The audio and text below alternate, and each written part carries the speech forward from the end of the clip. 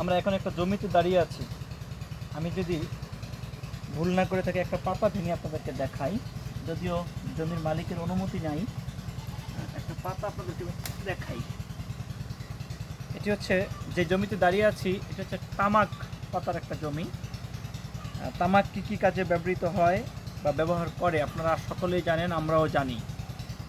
তো কৃষি উৎপাদনশীল যেই জিনিসগুলো আছে, এইটাও কিন্তু কৃষি উৎপাদনের একটা পার্ট, তামাকের চাষ। কিন্তু এই তামাকটা কিন্তু বরাবরই আমাদের কোনো উপকারে আসে না। এই তামাকের ক্ষতিকারক কিছু দিক আছে, সেটা হচ্ছে যে মানবদেহের প্রত্যেকটা জায়গার জন্য এটা ক্ষতি। এই তামাক দিয়ে জর্দা হোক, এই তামাক দিয়ে পান খাওয়ার যেই পাতা বলা হয় সেটা হোক, সিগারেটের যেই উপাদান বা কাঁচামাল তৈরি করা হয় এটা হোক, সমস্ত কিছুই এই তামাকের একেবারে A to Z মানবদেহের জন্য খুবই ক্ষতিকারক। কিন্তু আমরা বেশি লাভের আশায় খুব অল্প সংখ্যক মানুষ আমরা এই তামাক পাতা চাষ করে থাকি। আমি সেই সকল ভাইদেরকে বলতে চাচ্ছি, যারা অন্যান্য চাষের তুলনায় গম, ভুট্টা, ধান বা সবজি জাতীয় যে কোনো জিনিস এর থেকে বেশি আগ্রহী হয়ে যারা তামাক চাষ করছেন, তাদেরকে আমি একটি কথা বলবো, সেটি হচ্ছে যে যারা তামাক চাষে আগ্রহী হচ্ছেন, আপনারা যারা একাধারে, একজন চাষি যদি একাধারে 8 থেকে 10 বছর তামাক চাষের সাথে সংযুক্ত থাকে, একটা সময় এই 10 বছরে তামাক চাষ থেকে সে যে মুনাফাটা নিল বা যে পরিমাণ বাড়তি আয় করলো, ওই 10 বছর পরে তার ফুসফুসের সমস্যা হয়, ক্যান্সারের লক্ষণ দেখা দেয়, হাঁপানি, অ্যাজমা, শরীরে বিভিন্ন চর্মরোগ দেখা দেয়।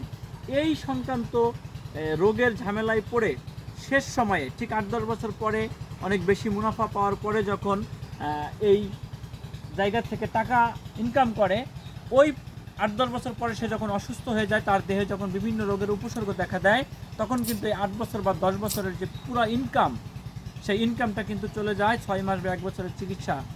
তাই আমি বলছি যে 10 বছরে টাকা এক জায়গায় করে 6 মাসে বা 1 বছরে আপনার পিছনে চিকিৎসার জন্য ব্যয় করে সমস্ত টাকা না ফুরিয়ে আপনারা সচেতন হন।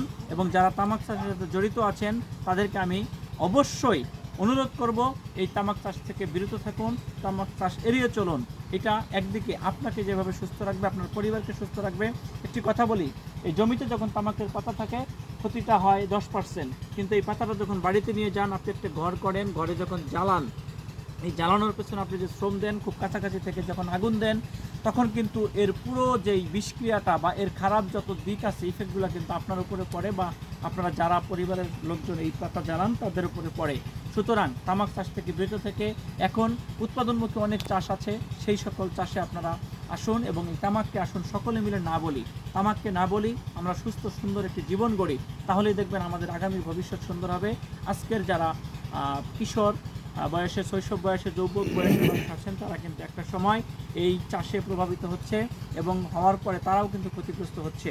এই তামাক বরাবরই মানবদেহের জন্য খুবই ক্ষতিকারক একটা বস্তু, তাই আমাদের সকলের উচিত এই তামাক পরিহার করা। এই জন্যে সকলকে আরও একবার সচেতন করে বিদায় নিচ্ছি। সকলে তামাক চাষ সম্পর্কে সকলকে নিরুৎসাহিত করবেন এবং আমরা যারা এই চাষের সাথে দীর্ঘদিন জড়িত আছি, সকলের প্রতি অনুরোধ করব, এই চাষ থেকে আপনারা বেরিয়ে আসুন।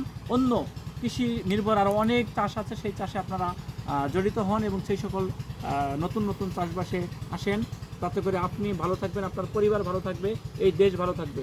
মাদকমুক্ত সমাজ গঠনের লক্ষ্যে তামাক চাষে যদি আমরা নিরুৎসাহিত হই, তবে মাদকমুক্ত সমাজ গঠনের লক্ষ্যে আমাদের যেই চেষ্টা আছে, সেই চেষ্টা আরও এক ধাপ এগিয়ে যাবে বলে আমি মনে করি। ধন্যবাদ সকলকে, ভালো থাকবেন। আসসালামু আলাইকুম।